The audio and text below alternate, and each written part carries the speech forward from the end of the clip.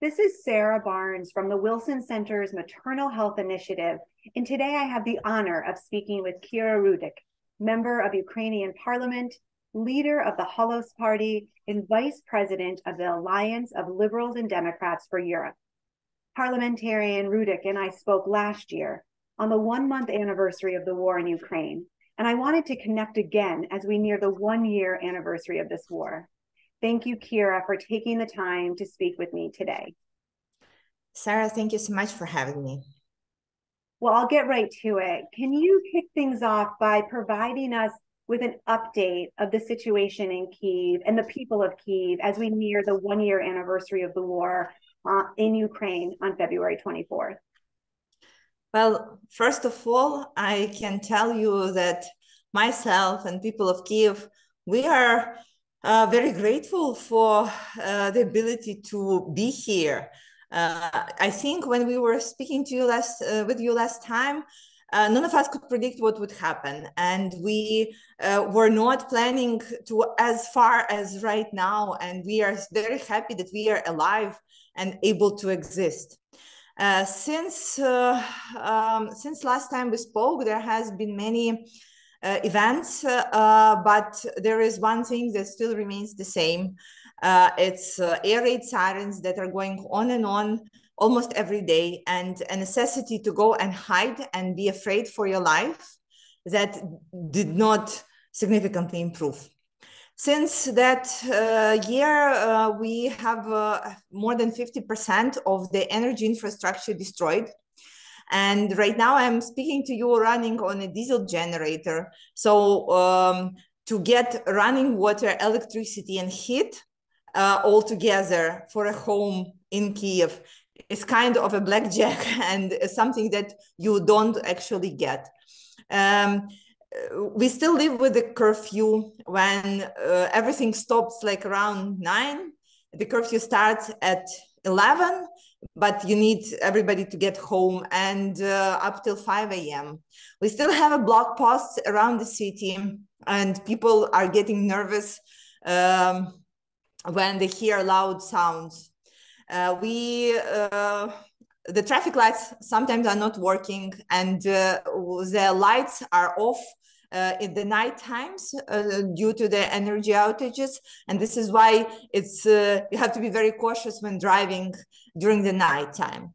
On the other hand, we knew that this winter will be the toughest winter for us since the Second World War, and it was indeed. And again, it's still like half miracle, half hard work that we are able to go through it. You know, it's beginning of February. We still have like at least 2 cold months, but it's already clear that we will probably go through this winter and survive. We have the shelters around the city, which are called the unbreakability points, where people can charge their phones and just get some warm cup of coffee and some internet. And I can tell you on a personal note, my morning starts, I wake up, I open my eyes, I look around, see if if the lights are on, and then I check if my phone was charged, and it is usually like a great thing if it was charged. Then you check if you have running water, and then you plan your day accordingly. There are when the diesel generator is off, you turn on all the lights, and then you're waiting. So sometimes the electricity is turning on 3 a.m., 4 a.m. along with the water. And this is when you have to go quickly and do everything around the house, no matter if it's like 4 a.m., because you need to start the washing machine, the dryer, to clean up around the house as quickly as possible. And of course, it takes you just like a toll on a basic matter of things around the house. But you know, on this weekend, I went to the south of our country. I've been to Kherson and Mykolaiv. Kherson was recently deoccupied in autumn. And I can tell you there are so much pain and struggle, much more than we are experiencing here. So whatever I'm telling you, and it sounds like something that is hard, and it is hard, is nothing comparing to what people are going through at the territories that were under the occupation. Yeah, no, thank you very much for that. Could you speak a little bit? You've kind of alluded to it, and we spoke at length last year. Can you speak a little bit to the current situation for Ukrainian refugees and those who are internally displaced at this time? Oh, it's super hurtful topic for me as a person who really wants to build our country to the best of its capabilities. So there has been the major migration, probably the worst, like the biggest migration since Second World War in Europe. So the calculations are very different, but it seems like about 7 million of people have moved out of the country. Some of them returned, some of them moved back again. And in total, 10 million people were misplaced from their homes. So it is incredibly hard because find the new homes to start new lives at different ages with different capacities. And I think each and every of us can imagine like having all the social connections, all the more or less stabilized homes for yourself and your family, and especially kids. And then you have to start over in the places that where people are supporting you, but it's still up to you to go through all those challenges. I can give you an example. I have recently been to Warsaw. In Warsaw, they are building 80 schools for Ukrainian children, which is fantastic. But then I'm thinking, like, what will happen to Ukrainian children? When are they going to return? And are they going to return at all? And because we are losing this, the core of the nation, women with children, the ones that we wanted to protect the most, when we said, if you feel like you need to run for your life, please run. We'll do everything to support you. Same thing is happening inside Ukraine. So unfortunately, year from the beginning of full-scale invasion, we are still unable to say, oh, it is safe here, here, and here. You see that Russia has improved their attacking capabilities. For example, the Iranian drones that are being attacking us, and they are attacking us in different places. And this is why the return to school projects that the government had did not really work well, because only those schools are able to continue working that have bomb shelters. And it's like such a small percentage. We were raising funds to equip schools with the bomb shelters, but also let's make it like, let's be very, very honest. It's incredibly hard to study when you have to go down to the basement like every other hour and be concentrated, and for the teacher to be able, normally speak without their voices trembling because they don't know what's going to happen. So on a geopolitical scale, we will start being able to have like some normality for everyone is when we will be able to close our skies to make sure that the chance of any Russian missile or drone reaching out the civilian population is like very low. Right now, it is not low. And right now, the Western allies are still in the process of getting us those defense systems, etc. So the main goal for us, for the displaced persons inside the country, was to make sure that they go through the winter. In November, the total agreement was like the amount of people that get into the winter needs to be the same that like exits the winter. And this was our goal, was like sharing the warm clothes, taking care of more people than before. And it was everybody's responsibility. And I think right now we are pretty successful in that, both in supporting our military in the trenches, but also in making sure that women and children that had to leave their homes were cared for. There is, for the misplaced people in Europe, there is another issue, which is most of the programs, they were like 6 months up to 8 months, 9 months long, right? So people like, so they say, okay, you move. This is the kick that gives you like a first boost to figure out where you live, find a job, take care of your kids. But there were so many people that made the decision in autumn and decided to move, and they were already not able to take this benefit of those programs. We are working right now on improvement and prolonging them. At some point, people have to move on with their lives. And this is why it's important for us to continue the international work and keep Ukraine on the agenda. Yes, very, very much. So to what extent have Ukrainians started who fled in the beginning of the war? Have people really started trying to come back? And is it something you mentioned, but is it something that Ukraine is trying to encourage people to come back? Is it part of the reconstruction plan? Can you speak a little bit more on that? So, so we always need to remember that moving and returning back is like 90% related to the school year. So what we have seen in last August, that many people, many women with children returned back home because for the school year to start, so children have to have like some normal life. Like an important note here would be that we right now have a generation of kids, like a 4th grade kids that have never been to actual school.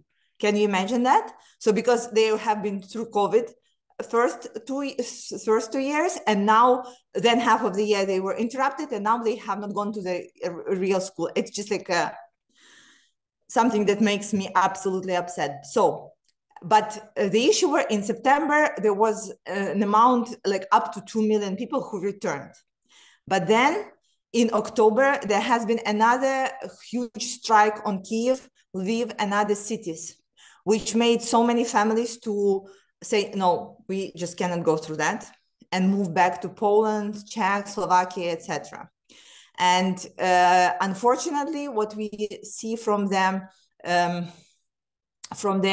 polls that we have in those countries, those second decisions were like final, because once you start your new life in you abroad, then you grab everybody and say, okay, like it's time to return. You come back, and then you sit again in a bomb shelter. You say, yeah, never again.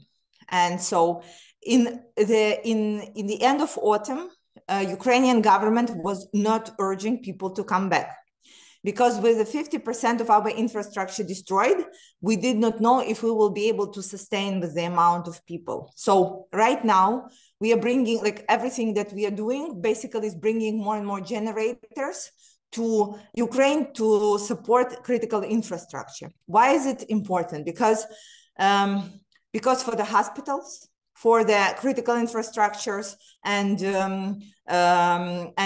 military bases, we have to have the energy uninterrupted.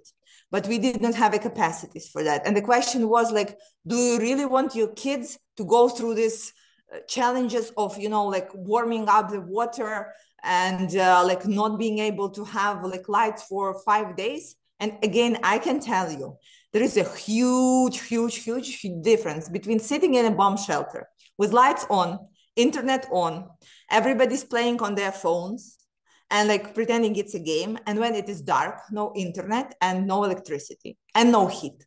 It's just like an absolutely different story on so many levels. And when the spring comes, it will depend on really on the military situation, if we will be urging for the people to come back. It is incredibly unfortunate for the country, because again, we are losing like this best core soil that the future is going to grow on.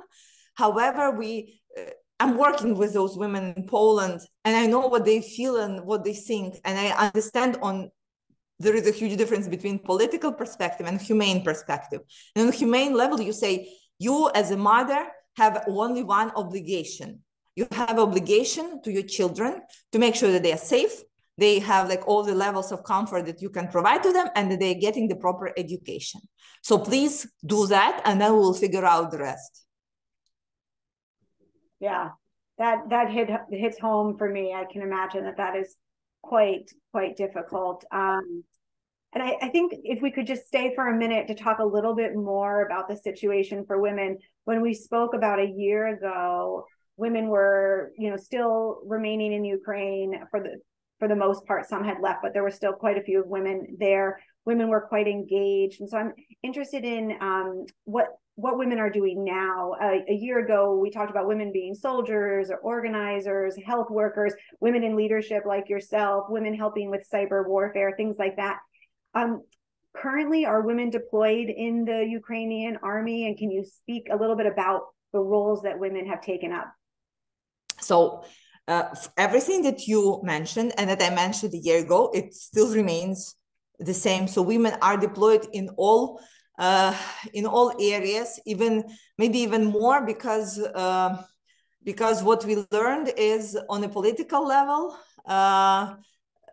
in the local councils, we mostly have only women left because the men went to the front. As for the army, it's before the war, we had I have it written here, 37,000 women in Ukrainian army, and 7,000 have joined since the full-scale invasion. So it's a tremendous amount. So it's right now up to 20-25% of total Ukrainian army are women.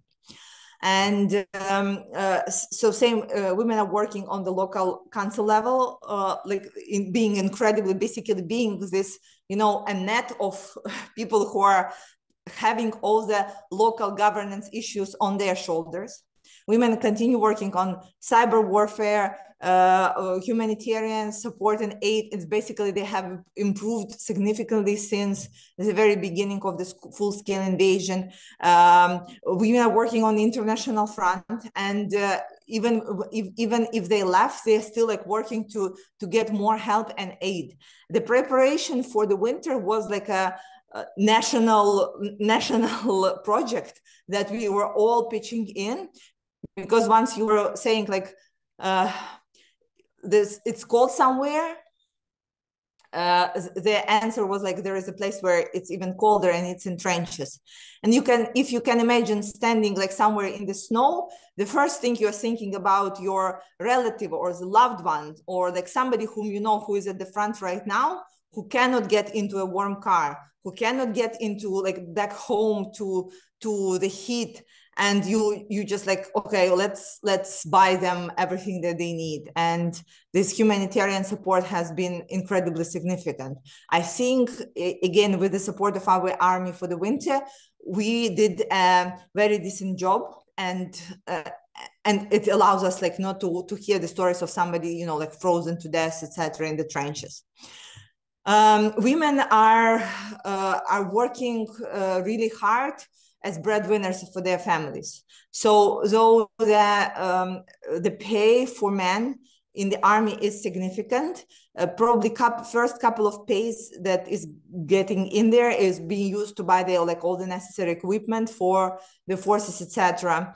And this is why there are so many women that had to step up and figure out how to provide for themselves, especially if they had to leave.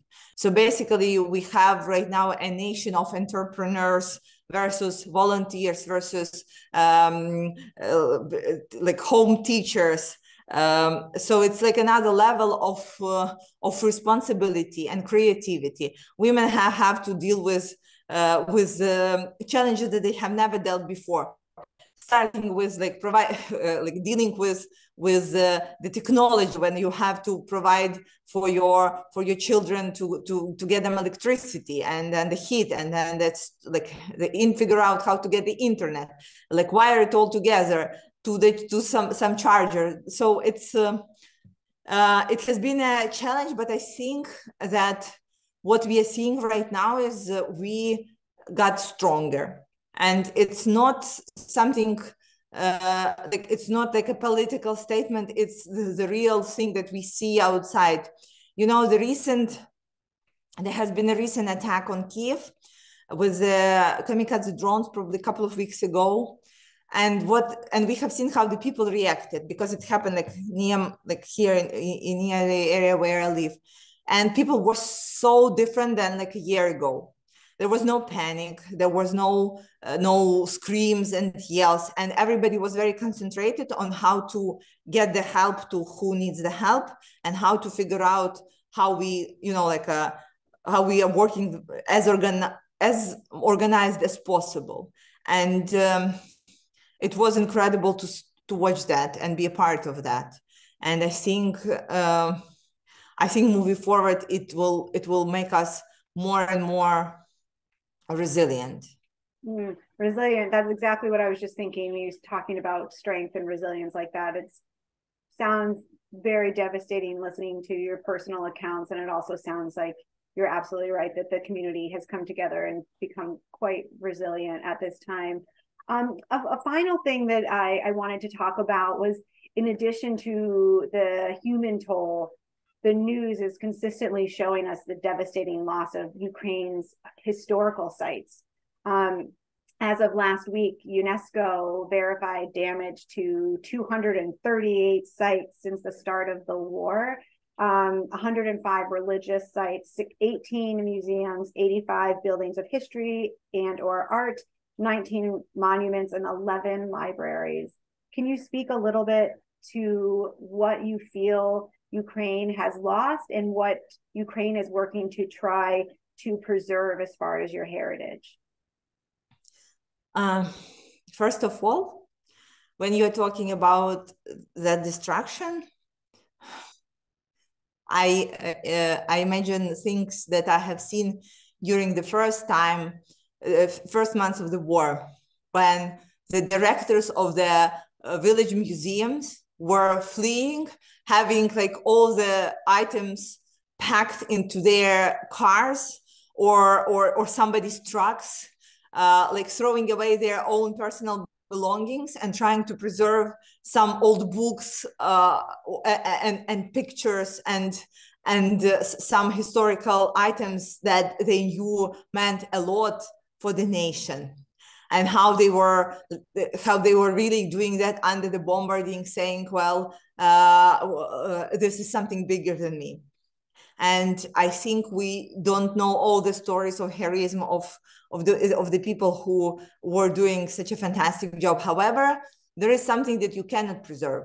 Like when there is a bombarding, we already learned how to protect our monuments. And you probably have seen the pictures of monuments that were surrounded by the bags of sand. And we knew that Russians targeted a couple of monuments just like for the sake of destroying the morale and the symbol.